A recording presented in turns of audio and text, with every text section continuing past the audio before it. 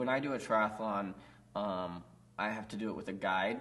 So a sighted individual that is as good or better than me at each one of the events. And so how we do it is in the swim, the guide is always my eyes. They swim the swim course, and there's normally a lot of triathlons are open water where there's buoys, and so they swim the swim course and sight for the buoys, and we're attached at the waist by a tether, a bungee cord tether, so I feel tugs on which way to go, and I don't have to look up or sight for any buoys. I just feel the tugs.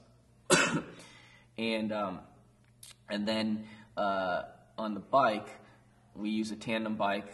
My guide sits on the front, he steers, and it's a very much a communication kind of event and a teamwork event. So he really has to communicate turns and stops and starts, and we really have to bond and work together. So and then on the run, we use a bungee cord tether around my waist and his waist, and so through the feel of the tugs of the tether and verbal communication that he tells me about curves and routes and turns and all of that kind of stuff, that's how I'm guided to a triathlon.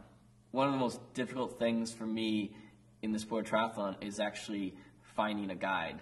So because I've gotten to a level that I actually compete at a professional level among the able-bodied or fully sighted people, I have to either have a professional guide, professional triathlete as a guide, or a very top amateur elite triathlete as my guide. And so and you have to have the same guide for the whole race. So I need to find somebody that's as good and better at swimming, biking, and running, not just one of them. So it's very difficult for me to find a guide. And so when I find a guide, it's very important for me to build a relationship and bond with those people, and so I can continue working with them in the future.